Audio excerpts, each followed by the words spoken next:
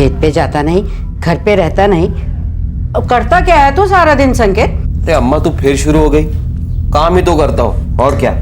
अच्छा जरा मैं भी तो सुनूं क्या काम करता है। अकेला देवदत्त खपे है खेत में, तू तो दिन भर बस आवारागर्दी करता है। और तू क्या 16-18 साल का छोकरा है मटर गश्ती करने को? कितनी बार बोला है अम्मा, खाने की थाली पे बैठकर दिमाग मत चाटा कर, खाना हजम नहीं होता हमें।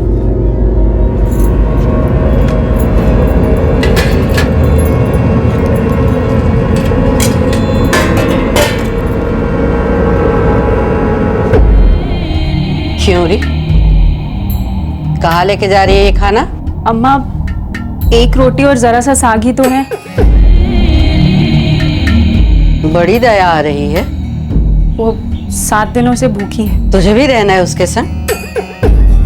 बड़ी आई दयावान कहीं की। अरे तेरा भी खाना पानी बंद कर दूंगी ना, तब तेरी अकल ठिकाने आएगी। चला खाना।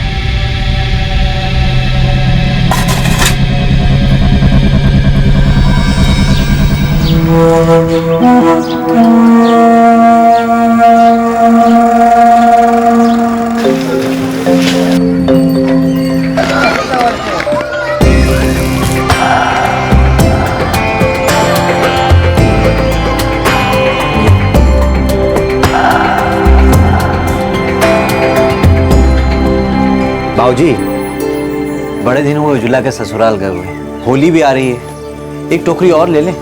हाँ हाँ ले लो ले लो, 2 बरस बाद जा रहे हो उज्ज्वला के घर, और ले जाओ।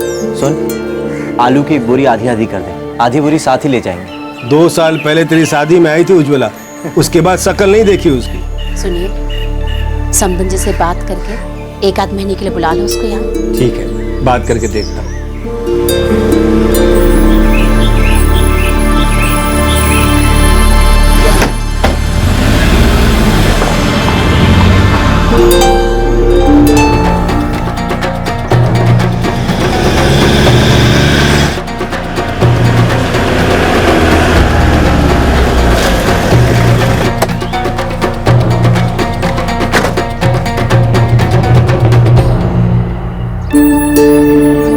ये थोड़ा बहुत आपके लिए लाए हैं समधन जी।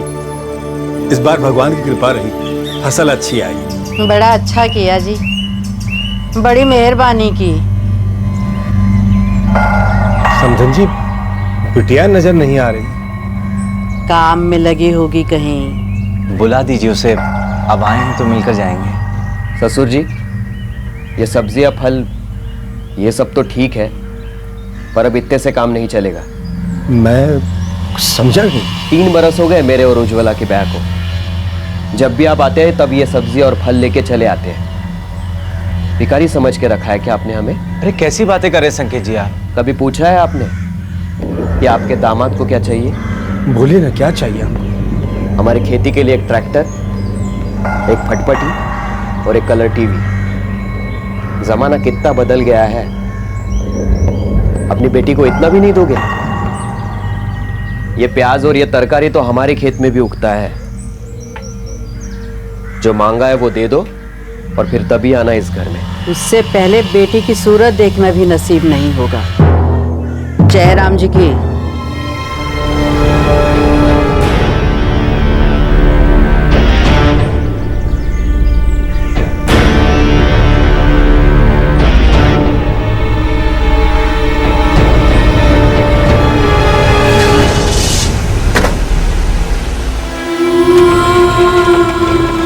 क्यों चले गए बाबूजी बिना मुझे मिले? क्यों नहीं कहा मैं नहीं जाऊंगा बिना अपनी बेटी को देखे? क्यों उनकी मांगों का बोझ मेरे आंसुओं से ज्यादा भारी हो गया? हक से मुझे डांटा, हक से लाड किया, क्यों आज मान लिया कि आपका मुझ पर और मेरा आप पर कोई हक नहीं है?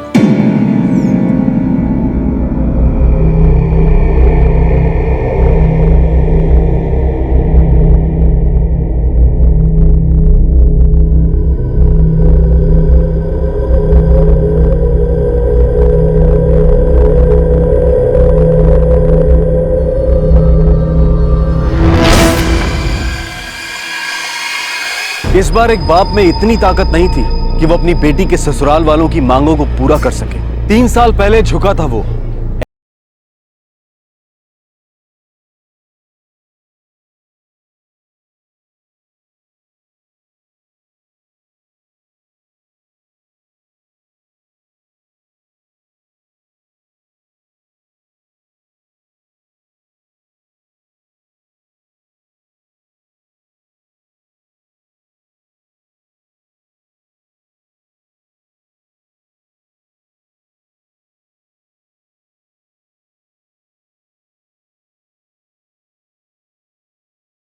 दो बखत की रोटी और सर पे छत, इतना ही है भगवान की कृपा से। अब इतना रुपया हम कहां से लाएंगे? और हमारा सोचिए, पति फिसलकर पानी में गिर गया, बह गया, आज तक पता नहीं कैसे पाला है इन लड़कों को।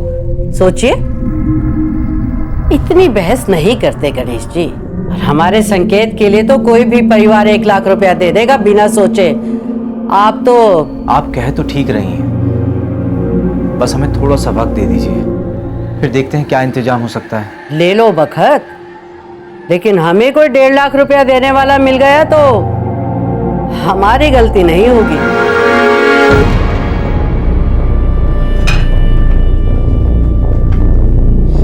रिश्ता अच्छा है, लड़का भी अच्छा है, बिटिया खुश रहेगी, कैसे भी करके पैसे दे दो।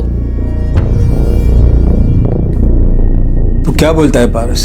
भाऊजी, रकम तो बहुत बड़ी है, बैंक से कर्जा लेना पड़ेगा, ऊपर से ब्याह का खर्चा अलग।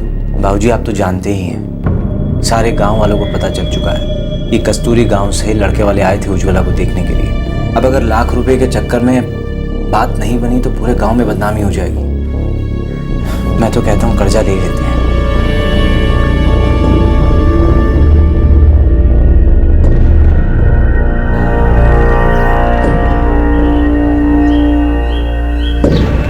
हमें पूरा विश्वास था आप पर, अपनी बिटिया के लिए इतना कर ही दोगे आप।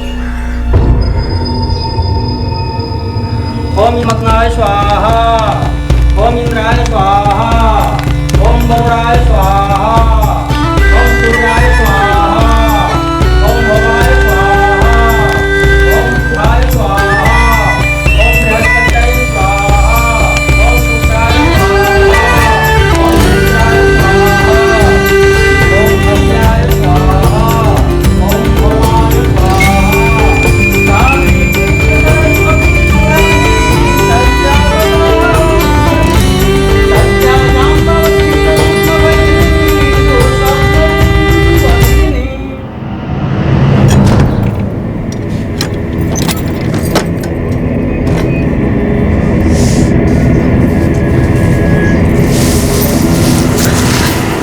दीदी, दीदी, कुछ खाना दे दो, बहुत दिन से कुछ नहीं खाया। मैं हाथ जोड़ती हूँ, खाना दे दो, कुछ खाना दे दो।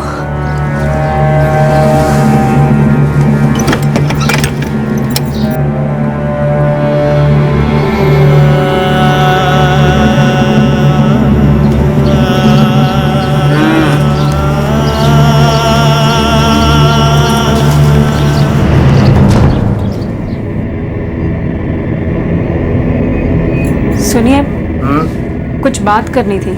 बोल। गोडाउन वाले कमरे से बहुत बास आ रही है। अब घास फूस और अनाज के कमरे से इत्तर की खुशबू आएगी क्या? नहीं, मैं उज्ज्वला की बात कर रही हूँ। वो 2 महीने से कमरे में बंद है ना, बाहर भी नहीं निकली।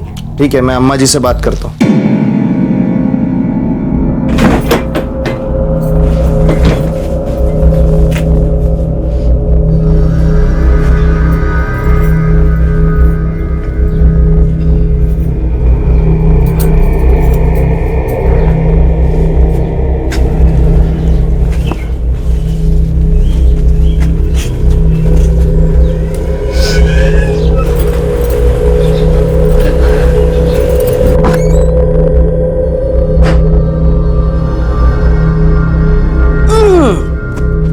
छी छी छी छी, कितनी बदबू मार रही है। जल्दी लेके जा इसे गुसल खाने में।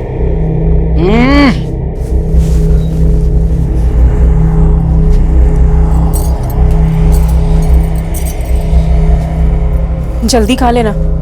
और सुन, कुछ गिराना मत, वरना अम्मा को पता चल जाएगा।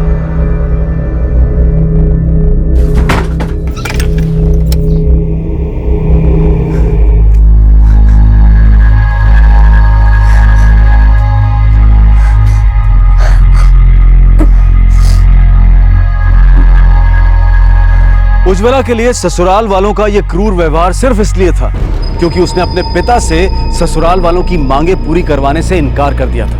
लेकिन अब उसके पिता को भी उसके ससुराल वालों की मांगों के बारे में पता चल चुका था, जिसे पूरा करने की उनकी हैसियत नहीं थी। लेकिन जब संकेत ने उज्ज्वला से शादी की थी, क्या तब उज्ज्वला के परिवार वालों ने उनकी मांगे पूरी नहीं की थी?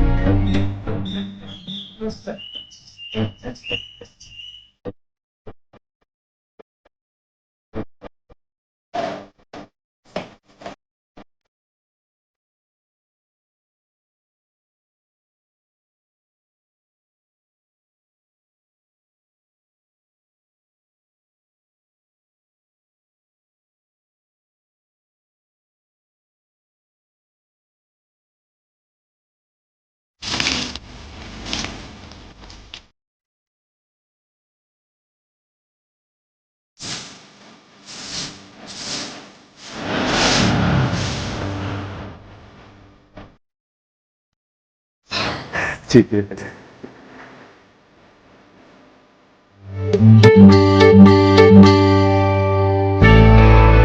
समधन जी, सबको आना है। जरूर आएंगे, पारस का ब्याह है, सारे आएंगे।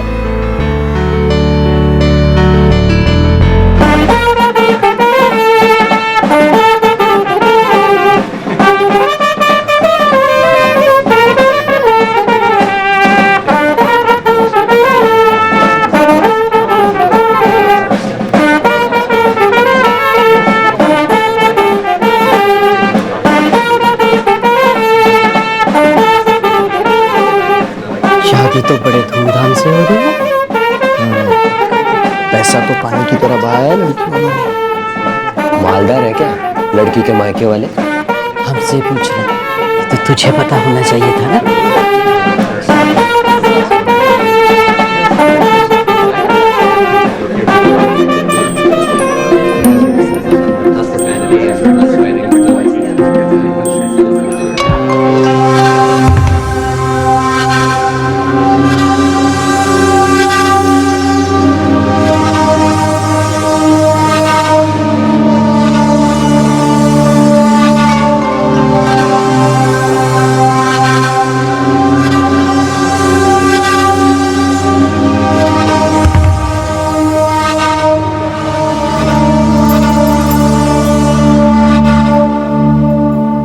भाई की शादी बड़े ठाट से हुई। क्या अम्मा? कितना पैसा लिया तेरे बाप ने छोरी के मायके वालों से? गहने देखे तेरी भाभी के? सर से पांव तक सोने में लदी थी। कम से कम 5 लाख के तो होंगे। जी, मुझे ये सब कुछ नहीं पता। हमने 1 लाख मांगा तो तेरा बाप कैसे रोने पीटने लग गया। और जब अपने लड़के की बारी आई तो दोनों हाथों से खूब सारा पैसा लपेट लिया। आंखें फटी की फटी रह गई दुल्हन के गहने देख के। सोचो, अगर गहना इतना दिया है तो नगद कितना दिया होगा? क्यों संकेत, कुछ पता चला कितना माल मिला तेरे ससुर को? बहुत मिला है अम्मा। बड़े घर की लड़की हाथ आई है उनके। वो सही कह रही थी, चूना लगा गए लाख रुपए देके।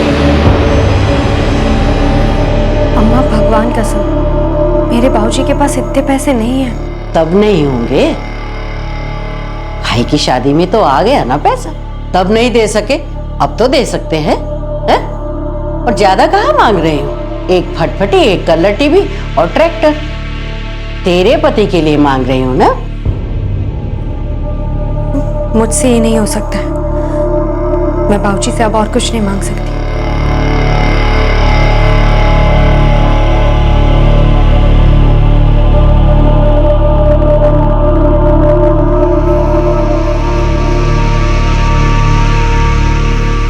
मेरे बाबूजी के पास कुछ नहीं है। वो इतने अमीर आदमी नहीं है। इतना सब कुछ कहाँ से देंगे वो? आप तो मेरी बात समझने की कोशिश करो।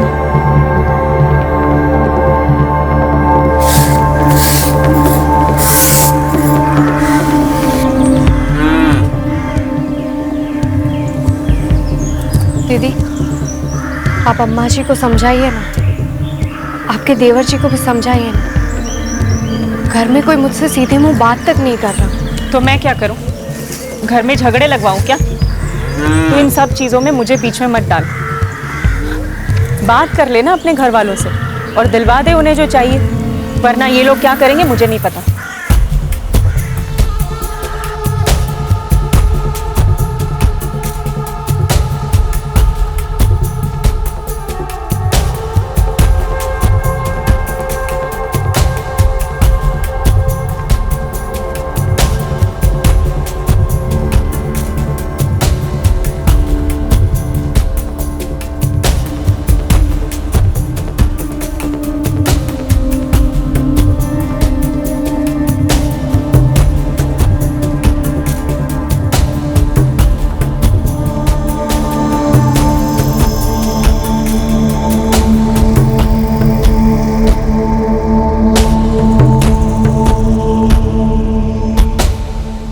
मान नहीं रही है अम्मा, क्या करे?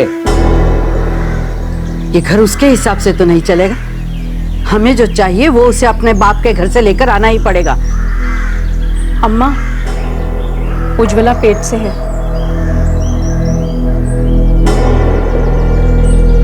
ये तो अड़ियल भैंस की तरह बैठी है, ऊपर से पेट से।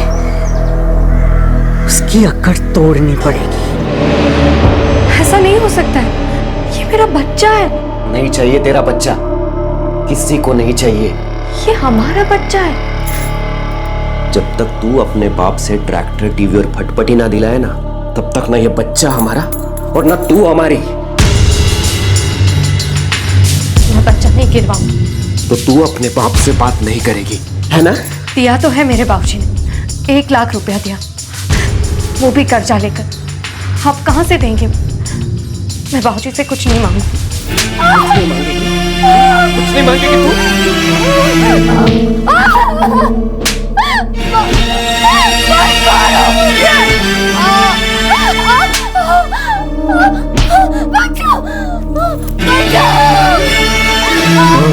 उज्ज्वला पेट से है, कहीं उसे कुछ हो गया तो? किसी को नहीं चाहिए उसका बच्चा। सो जा चुपचाप।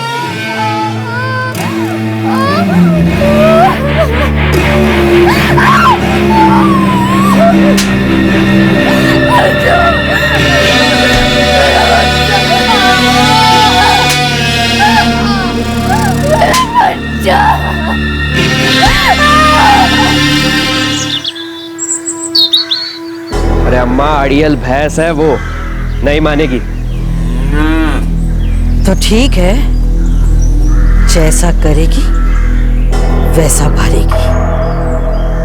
किसी भी इंसान के साथ इस तरह का बर्ताव होते देखकर दूसरा कोई भी इंसान सहम जाएगा। उन लोगों को, उन परिवार वालों को, उन पतियों को, पति के उन रिश्तेदारों को जो किसी दूसरे की बेटी को दहेज के लिए इतनी तकलीफ देते हैं, उन्हें क्या कहें हम? जो समझते हैं कि दहेज लेना उनका हक है, जो अपने बेटों का सौदा करते हैं, उन्हें बेचते हैं, ऐसे लोगों को क्या नाम दें हम? उज्ज्वला ने बहुत सहा, लेकिन आखिर उसने फैसला किया कि अब वो और नहीं सहेगी। ये मेरा बच्चा है, इसे मैं कुछ नहीं होने दूंगी। अगर आप सबको लगता है कि मेरे बाबूजी ने जो कुछ भी दिया वो कम है, तो इसमें मेरी कोई गलती नहीं है। इनको काम नहीं करना है, पता नहीं क्या करते रहते हैं दिन भर। इन्हें समझाने की वजह आप मुझे कह रहे हैं कि मैं अपने बाबूजी से पैसे मांगू, और जबरदस्ती कर रहे हैं कि मैं अपना बच्चा भी गिरा दूं। आप मेरी बड़ी बहन जैसी, लेकिन आपको तो अपनी पड़ी है। आपको अम्मा जी की नाराजगी पसंद नहीं है। आज मेरा बच्चा गिराने की साजिश में आप भी इन सब का साथ दे रही है कि आप बची रहे और जेठ जी आप पर दबाव ना डाले कि आप भी आपके मायके से कुछ ले आओ। आप और जेठ जी तो खुशी हो जाएंगे अगर मेरा बच्चा मर गया तो, क्योंकि आपका बच्चा जो नहीं, अगर मेरा बच्चा हो गया तो आप लोगों की इज्जत कम हो जाएगी ना घर में। मैं जा रही हूँ आपका घर छोड़ के। अपने बाबूजी के। जानती हूँ उनके लिए बहुत मुश्किल होगा, बहुत बदनामी होगी उनकी। अगर बेटी ससुराल से वापस लौटती है तो चारों तरफ बातें होती है, लेकिन कोई बात नहीं, वो समझ जाएंगे। बेटी हूं ना मैं उनकी, जा रही हूँ।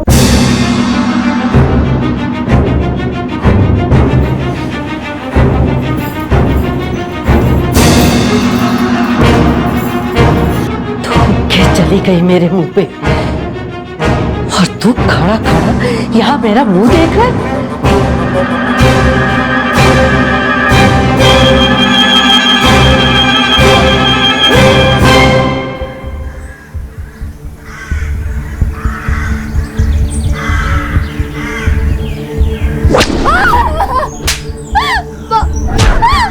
मारो मुझे।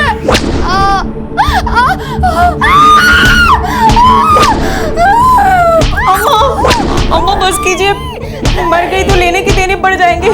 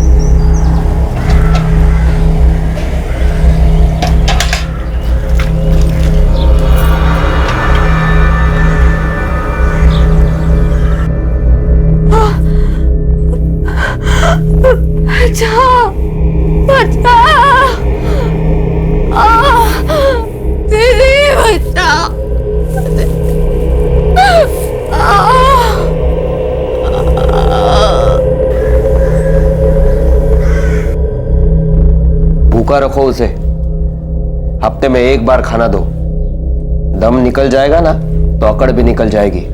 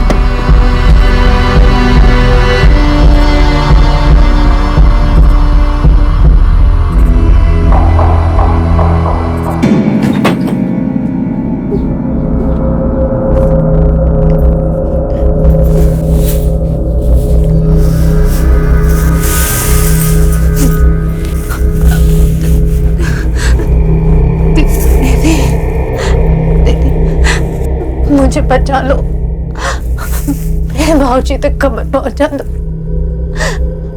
मुझे आके ले जाए, मैं चली जाऊंगी, बस कभी नहीं आऊंगी। दीदी मदद करो मेरी, दीदी मेरी मदद करो।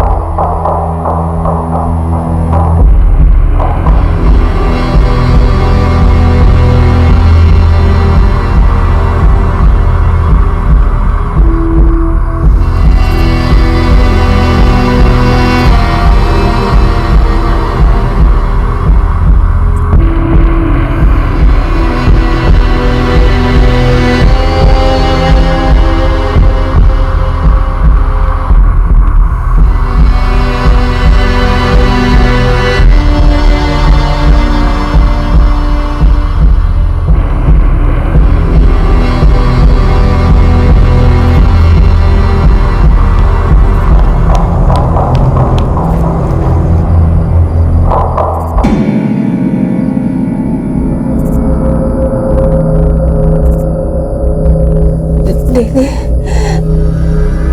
मेरी मदद करो,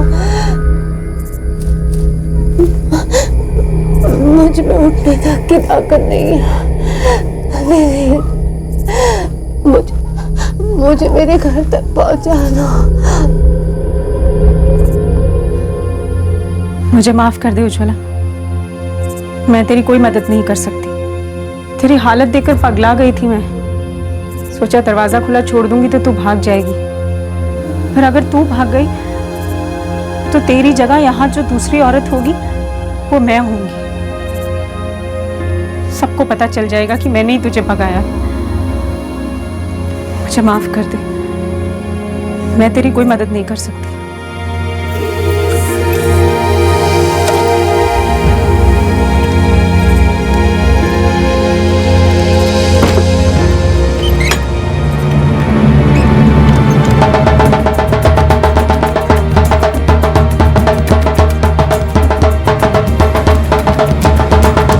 2011 में होली से कुछ दिन पहले उज्ज्वला के पिता और भाई को उसके ससुराल वालों ने वापस भेज दिया, ये कहकर कि वो उज्ज्वला से तभी मिल सकते हैं जब वो उनकी मांगे पूरी करेंगे। मजबूर पिता और भाई वहां से लौट आए।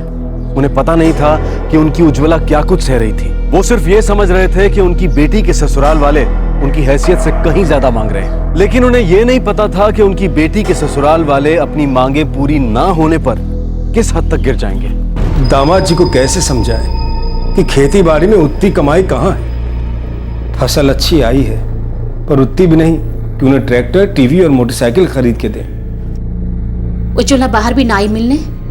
नहीं अम्मा, वो खुद बाहर नहीं आई या फिर उसे आने नहीं दिया, कुछ नहीं पता।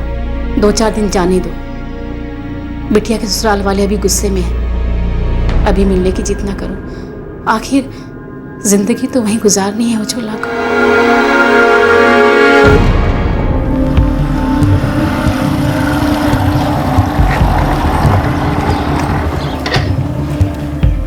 संकेत जी सच कह रहे हैं, हम लोगों की इतनी हैसियत नहीं है। बेवकूफ समझे हो क्या हमें?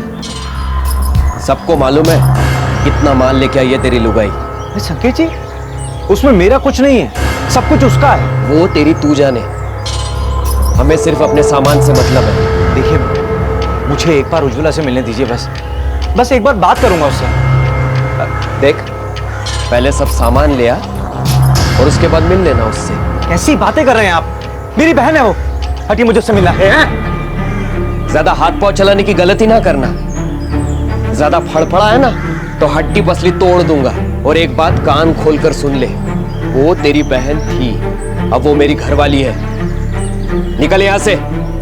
जब तक सामान लेके नहीं आता ना, तब तक अपनी शक्ल मत दिखाना। चल।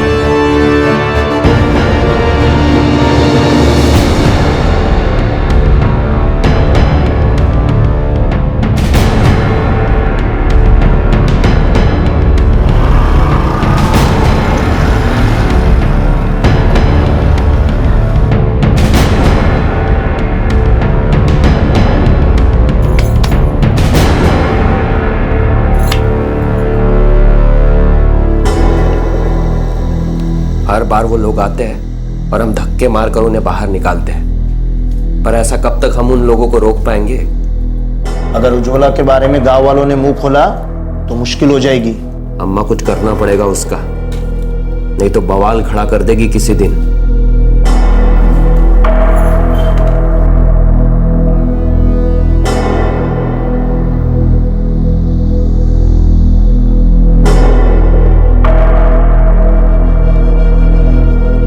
धुरीपुर में तुम्हारे फूफा रहते हैं, उनसे बात करो, ऐसे में वही काम आएंगे।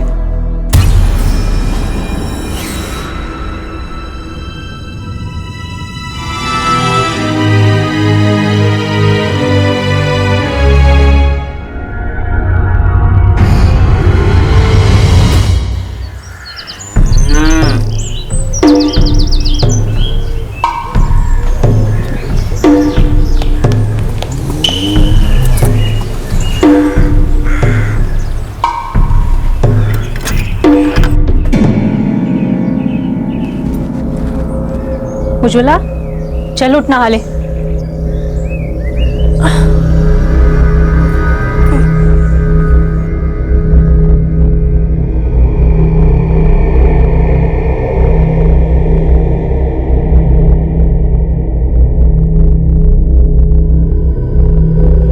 जल्दी लेके जा इसे।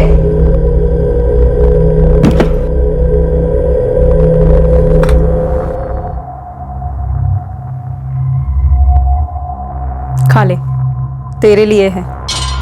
और 3 दिन बाद देवर जी तुझे तेरे मायके छोड़ाएंगे।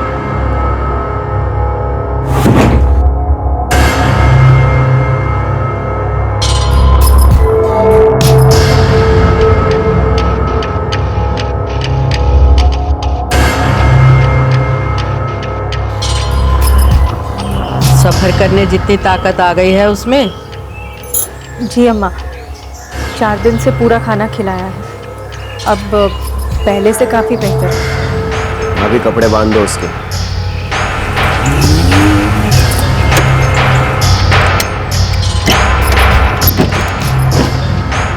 चल।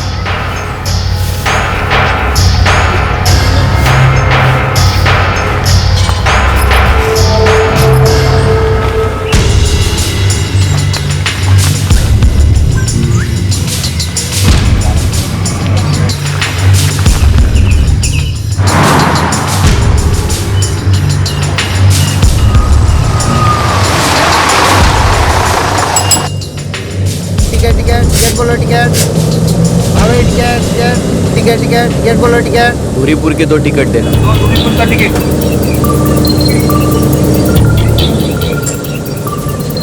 दूरीपुर? लेकिन मेरा गांव तो मिलान बारा में है। अरे वहीं ले जाऊंगा, अभी चुपचाप बैठ तू। ज्यादा आवाज की ना तो तू जानती है क्या हाल होगा तेरा।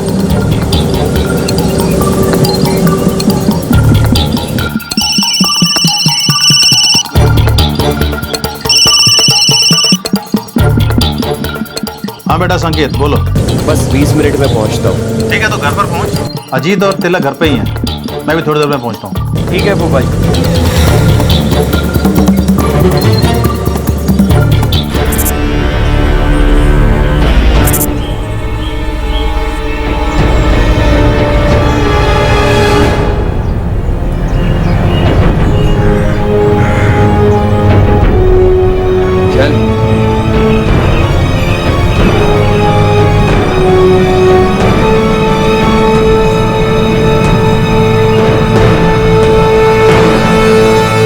लागू फूफा जी। जीते रहो बेटा।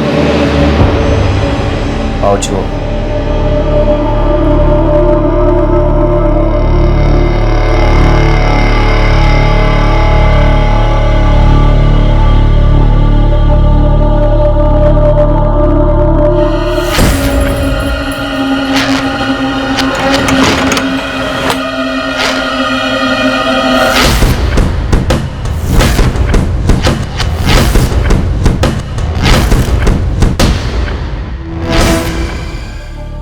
अपने गांव में नहीं कर सकता मैं ये काम, इसीलिए आपके पास आया हूं। इसका बाप तो कुछ नहीं देने वाला, वैसे भी इसे साथ में रखकर क्या करूंगा, इसलिए आप जो ठीक समझे वो कीजिए।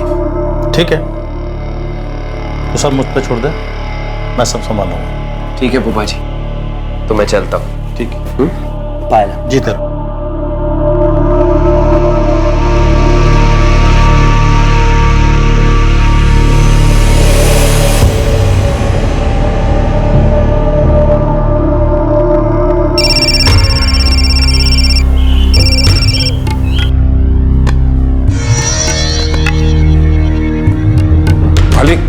सुखलाल जी का फोन है। हाँ बोलिए सुखलाल जी। नमस्कार भीम जी, कल आपसे बात हुई थी ना एक छोकरी के बारे में। हाँ हाँ बोलिए। अब वो आ गई है मेरे पास। अब देखो सुखलाल जी, मैं अभी नहीं आ सकता, मेरा कुछ काम भोपाल में अटका है, 2 हफ्ते लगेंगे। लेकिन आपको लड़की पक्का चाहिए ना? हाँ बिल्कुल चाहिए, पक्का समझिए, बस मुझे 2 हफ्ते दे दीजिए, मैं खुद लड़की को लेने आऊंगा। ठीक। लड़की अभी 2 हफ्ता ही रहेगी। क्या करे कुछ समझ में नहीं आता। 4 साल हो गए बिटिया की शादी को और दामाद जी अभी तक अड़े बैठे हैं। बाबूजी बहुत बड़ी भूल हो गई हम लोगों से, नियत तभी पहचान ली होती जब लाख रुपए मांगे थे उन लोगों ने।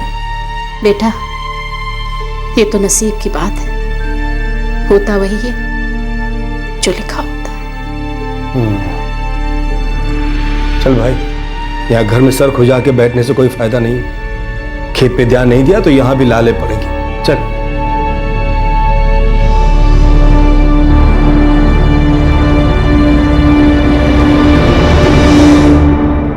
क्यों उज्ज्वला के परिवार ने ससुराल के दरवाजे पर जोर से दस्तक नहीं दी और ये जिद नहीं की कि वो अपनी बेटी से मिले बिना वहां से नहीं जाएंगे? बस ये कह देना कि नसीब की बात है और उसे स्वीकार कर लेना। ये कैसी सोच है? एक आवारा दामाद की अमानवीय मांगों के आगे इतनी जल्दी हार क्यों मान ली उन्होंने? क्यों उन्हें उसकी जिद में किसी विकृत मानसिकता की, किसी आपराधिक प्रवृत्ति की दस्तक नहीं सुनाई दी?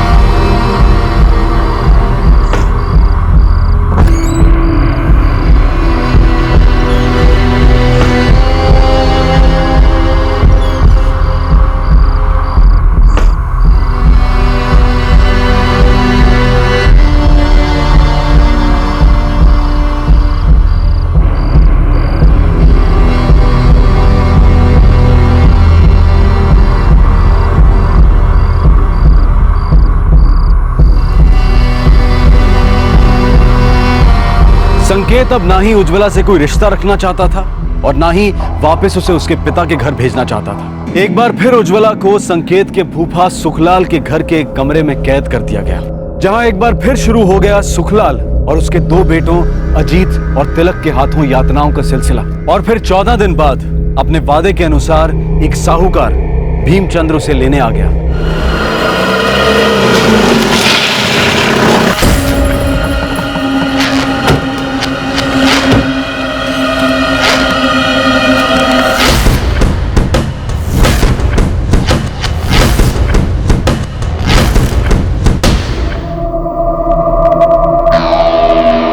भीम जी, लड़की अंदर है, जाके देख लीजिए।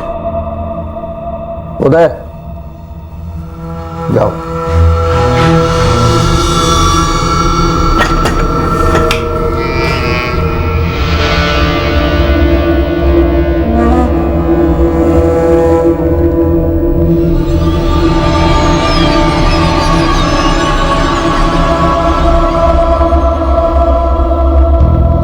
पूरे 25,000 नकद और ये जमीन के कागजात।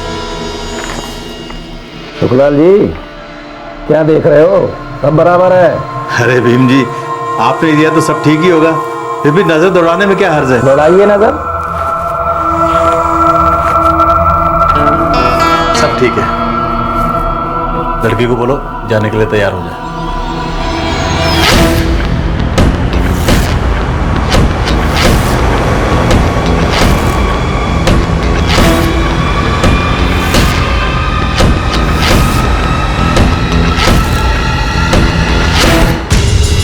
जी ठीक है फूफा जी, जो मिला वही सही।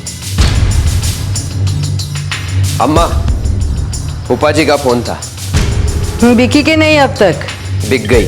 फूफा जी ने बोला है कि वो अगले हफ्ते आके हमारा हिस्सा दे जाएंगे। चल चांद छूटी। अब के वो बाप बेटा आए ना तो कह देना उनसे कि भाग गई छोरी।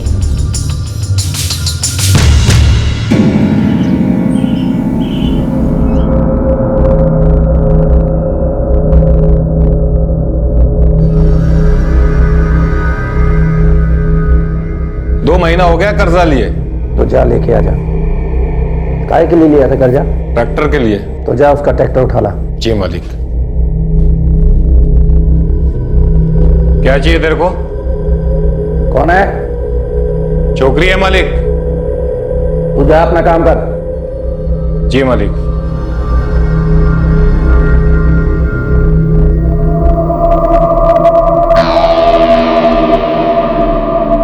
अपना दुखड़ा मत सुना मुझे, समझी? खरीदा है तुझे, अब तो यहीं रहेगी। मुझे मेरे बाबूजी के पास जाने दो। सुन छोकरी, अब तो यहाँ आ गई है, अब यहाँ से कहीं नहीं जा सकती, समझी? और रोना धोना बंद कर, चल अपने कमरे में।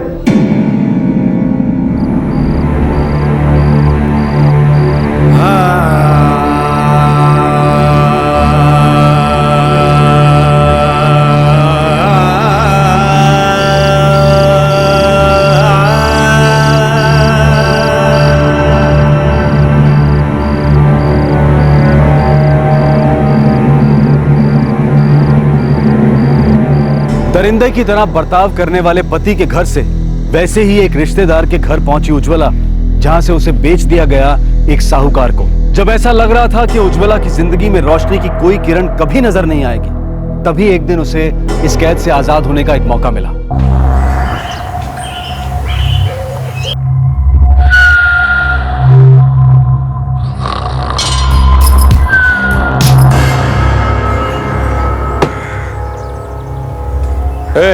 तू भी चल साथ में, आज बड़ी वसूली है। गाड़ी निकाल।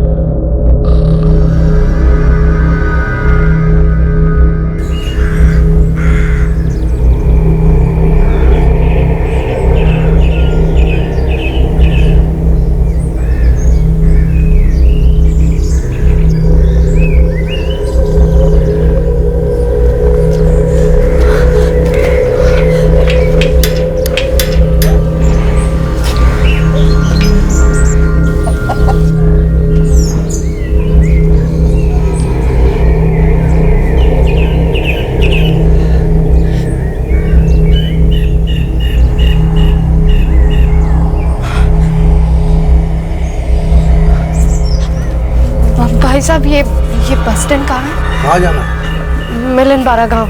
अरे तो बड़े बस स्टैंड पर जाना, यहाँ से सीधा जाकर सीधे हाथ पे मुड़ जाना।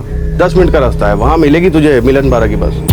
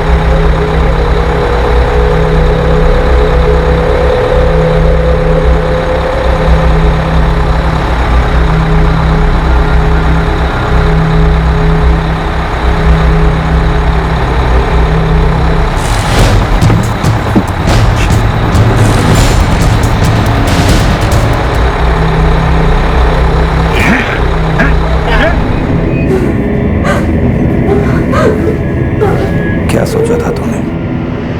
फुर्से उड़ जाएगी? भीम जी के गांव में भीम जी से पूछे बिना पत्ता भी नहीं हिले।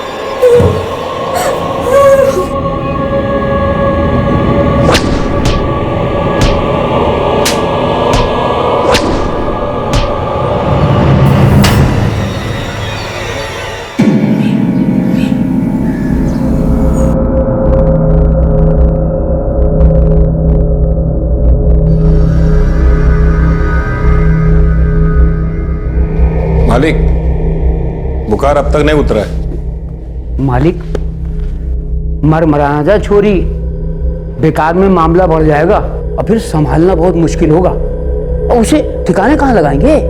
आप हुक्म करो तो दवाखाने ले जाओ, दवा दे देगा डॉक्टर 2-4 दिन की। चले जा, लेकिन ध्यान रखना।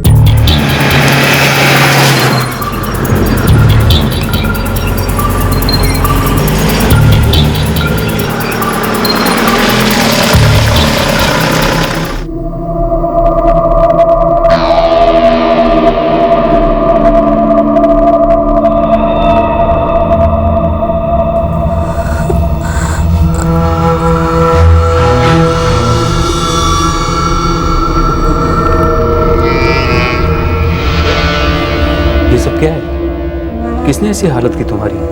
चलो मुझे मदद कर दो। देखो रो मत, बताओ ये कैसे हुआ?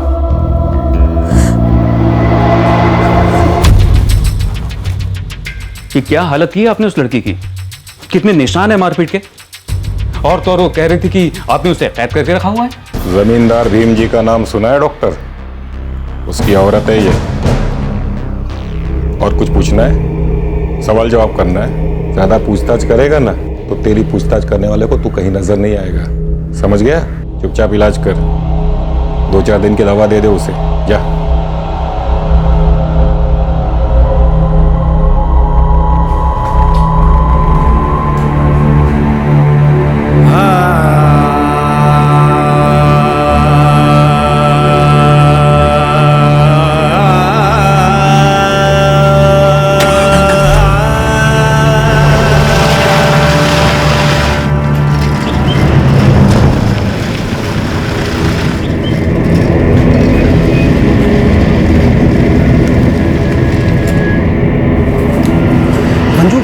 वो लड़की, क्या हुआ था उस लड़की को? कौन सी लड़की? अरे वही जो अभी अभी गाड़ी में उन लोगों के साथ गई। अरे पूछ मत सुरेन, कुछ गड़बड़ मामला लगता है। बड़ी रो रही थी बेचारी, मदद मांग रही थी, बहुत मारपीट हुई है उसके साथ। वो जमींदार भीम जी है ना, उसकी पत्नी है वो। क्या? वो और जमींदार की पत्नी? हाँ, क्यों? तू तो ऐसे पूछा जैसे जानता हो उसे। हाँ जानता हूँ, वो उज्ज्वला है, मेरे चाचा गाँव मिलन बारा की रहने वाली। क्या कह रहा है तू?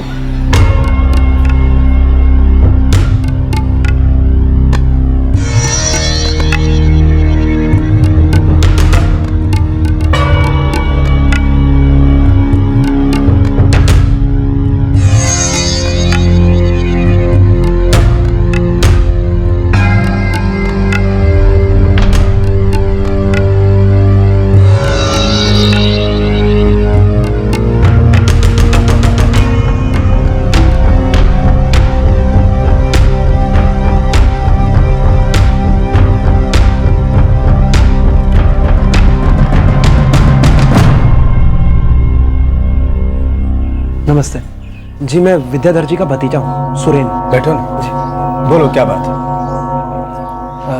जी मैं आपकी बेटी उज्ज्वला की शादी में आया था।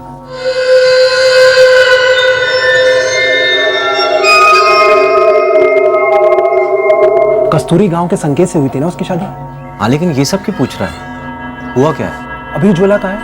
उज्ज्वला अपने ससुराल में होगी, और कहाँ होगी? मुझे नहीं लगता वो अपने ससुराल में। क्या?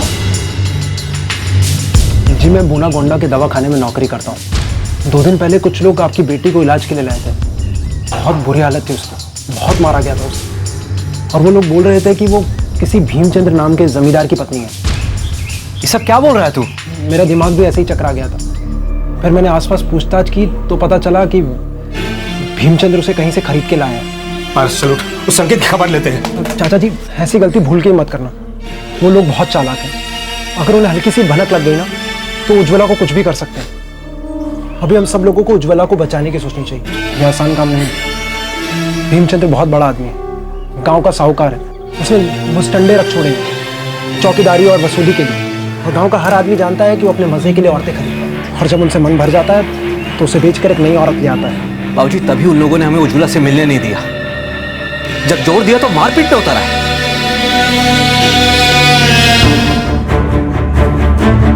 अगर सुरेन की बात सही निकली तो हमें उज्ज्वला को बचाना ही होगा।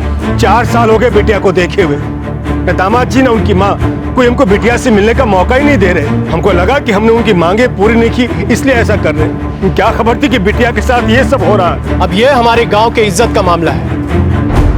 आपकी बेटी हमारी बेटी। अब भीमचंद्र चाहे जितना ही लठायत बुला ले, हम उज्ज्वला को वापस लाकर ही रहेंगे।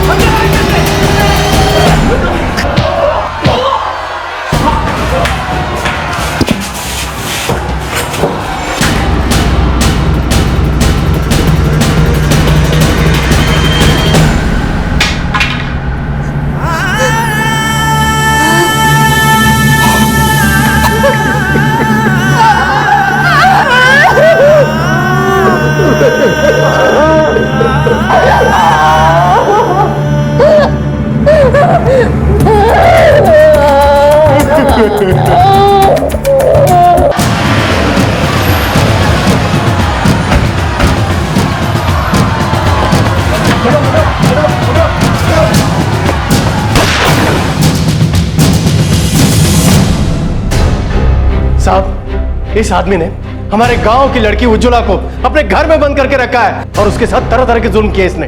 लड़की कहाँ है?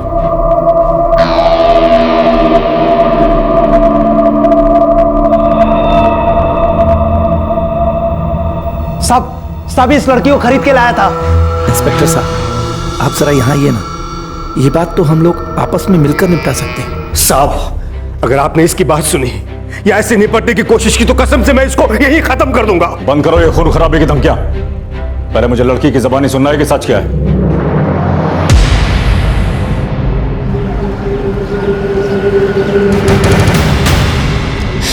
कुछ खबर न थी बिटिया, तेरे संग इतना कुछ हो गया। मैं माफ कर दे बिटिया,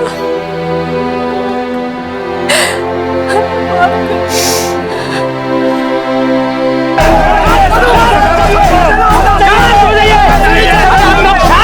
साहब, अगर आपने जमींदार और उसके आदमियों को, संकेत और उसके परिवार को पकड़ा नहीं तो हम छोड़ेंगे नहीं किसी को। देखिए साहब, अंदर कानूनी कार्रवाई कर रहे हैं, इतना आग पर बुलाने की जरूरत नहीं है। आग तो अंदर लगी है साहब, आप अपने हिसाब से बोलिए कि हमें कार्रवाई नहीं चाहिए।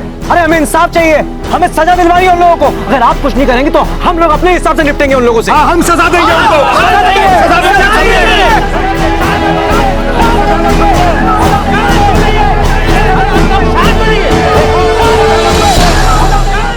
सर, हमने जमींदार को हिरासत में लेके बयान लिया है। उसने धोरीपुर गांव के एक आदमी सुखलाल को पैसे दिए थे लड़की खरीदने के लिए। और ये जो सुखलाल है सर, ये लड़की के पति का फूफा है। लड़की का बयान तो ले लिया है ना? हाँ सर, जानवरों से भी ज्यादा बुरा हाल किया है लड़की का। क्या क्या नहीं किया उसके साथ।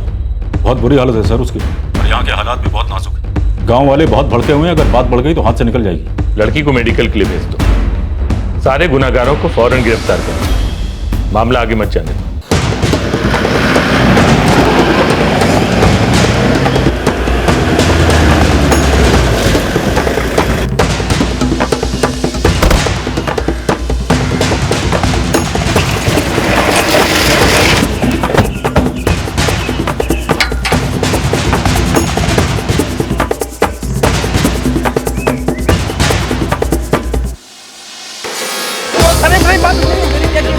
मैंने क्या किया सर? सर मैंने कुछ नहीं किया।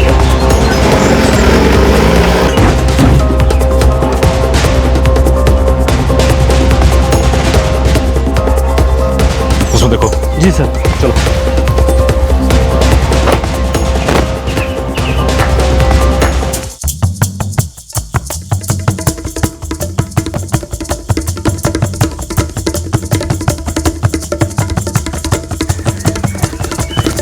सर, लगता है सारे घर वाले भाग गए, अंदर कोई भी नहीं है।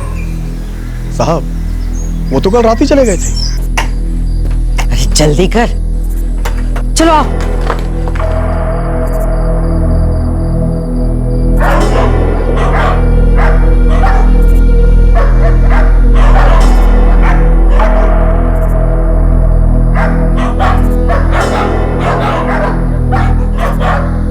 साहब उन्हें खबर मिल गई होगी कि उज्ज्वला को बचा लिया गया है। साहब हमारा ये पड़ोसी हेम प्रकाश ये भी भाग गया, इसीलिए खबर दी हो। अजीब बात है, पूरा गांव जानता था कि लड़की के साथ कितनी ज्यादती हो रही है, लेकिन सबके सब मुंह पे ताला लगा के बैठे हुए थे। अरे कोई तो खबर करता पुलिस को। साहब सास बहू का मामला है और फिर ऊंच नीच तो हर घर में होती है, हम लोग कर भी क्या सकते हैं। और फिर ये तो इनके घर का मामला है ना। उनके घर का मामला है। कल अगर तुम्हारी बेटी के साथ यही होता तब भी यही कहते तुम। एक लड़की के साथ इतना शर्मनाक सुलूक हो रहा था, मारपीट हो रही थी, कम से कम बचा तो सकते थे कि नहीं? सुखलाल और उसके बेटों को इतना पीटो के साले बोल पड़े सबके सब किस बिल में छुप के बैठे हुए। जी सर।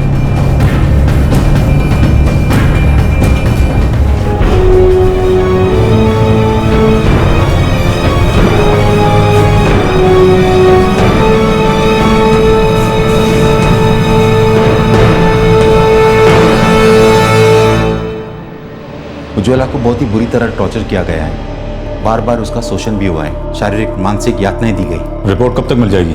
कल सुबह तक।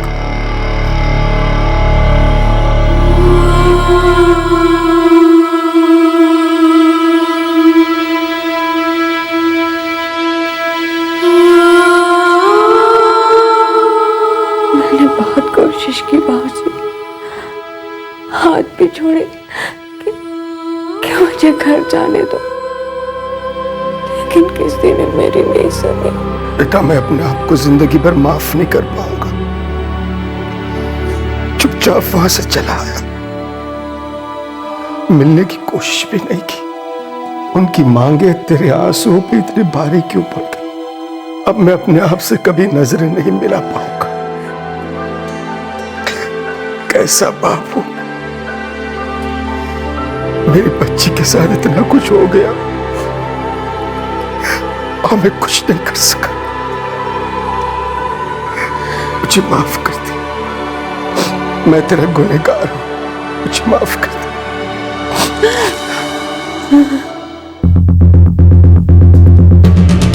2 महीने फरार रहने के बाद संकेत, देवदत्त, मीना और सुषमा ढूंढ लिए गए और पुलिस की हिरासत में भी ले लिए गए और साथ ही पकड़ा गया उनका पड़ोसी हेम प्रकाश, जो इस घिनौने शोषण का हिस्सा बना हुआ था।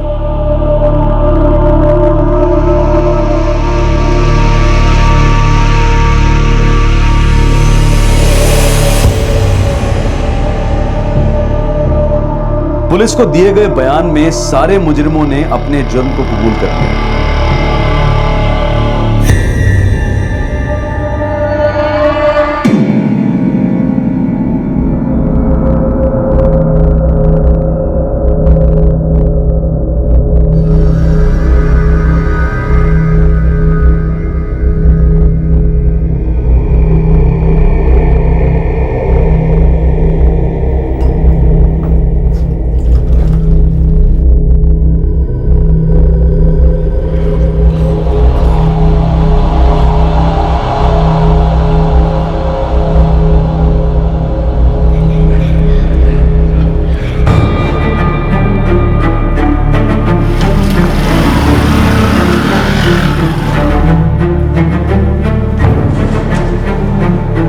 जांच चल रही है गणेश जी।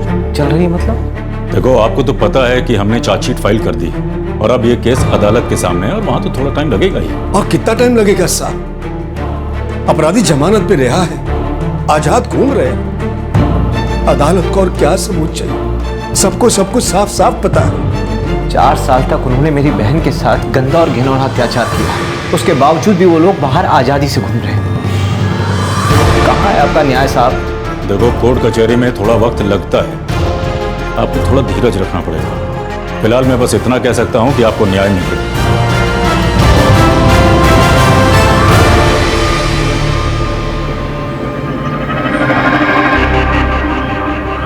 उज्ज्वला अब अपने माता पिता के घर पर है और धीरे धीरे उसके शारीरिक और मानसिक घाव भरने लगेंगे।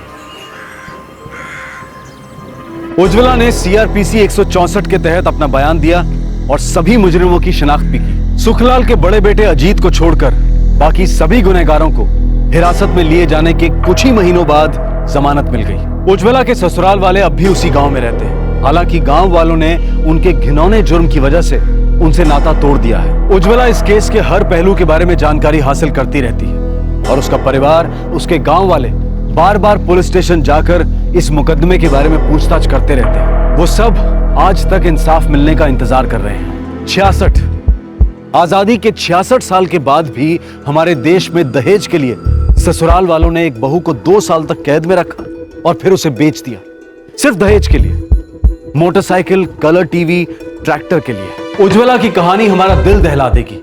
उसके ससुराल वालों के लिए हमारे दिल में गुस्सा भर आएगा। हमें लगेगा कि किस तरह की औरतें होंगी वो सास सुषमा और वो जेठानी मीना, जो एक औरत होकर दूसरी औरत पर इतना जुल्म करती हैं। लेकिन हमें सोचना यह है कि वो ऐसी बनी कैसे। क्या वो उसी सोच का हिस्सा नहीं है जो इस तरह की विकृत मानसिकता को परंपरा मानती है, जिसकी वजह से हर औरत यही समझती है कि जो कुछ उसके साथ हुआ घर में आने वाली हर औरत के साथ वही होता है और वही होना चाहिए। क्या यह हो सकता है कि इसी सोच की वजह से उज्ज्वला के साथ हुआ अमानवीय व्यवहार उन्हें बिल्कुल गलत भी नहीं लगा? सामाजिक बुराई कोई भी हो, क्या वो हमारे समाज के हर तबके का हिस्सा नहीं है? क्या ये सोच बहुत आम नहीं है कि जब भी एक औरत घर में बहू बनकर आए तो ये उसकी जिम्मेदारी है कि वो पूरे परिवार को एक साथ रखे और जब भी आए लक्ष्मी साथ लेकर आए। भले ही हम आज इस वक्त इस सोच को छोटा और पिछड़ा हुआ कहें, पर सच ये है कि हम इस सोच में विश्वास रखते हैं और हम अपनी बेटियों को यही सिखाते भी हैं। एक रूढ़िवादी सोच जिसे बदलने की बजाय हम परंपरा और नियति के नाम पर उसे और मजबूत करते जा रहे हैं। सास बहू ससुराल मायका, इन रिश्तों की एक ही परिभाषा से चिपके बैठे हैं। हम बदलना ही नहीं चाहते। हमारे लिए इस केस को आपके सामने लाना बहुत मुश्किल था, लेकिन सच से आंखें फेर लेने से उसके अस्तित्व को मिटाया तो नहीं जा सकता। आंखें भले ही बंद कर ले, लेकिन जुर्म और जुल्म तो बंद नहीं होता। समाज की इस घिनौनी कुरीति से हम कब तक अपना मुंह मोड़ते रहेंगे? तब तक अपना ख्याल रखें, सुरक्षित रहें और याद रखें, अगर शादी ब्याह के मामले में लेन देन का मामला भी है तो वो भी एक दस्तक है, उसे नजरअंदाज ना करें। जय हिंद। इस तरह के और भी एपिसोड देखने के लिए हमारे चैनल को सब्सक्राइब करें और बेल आइकन दबाना ना भूलें।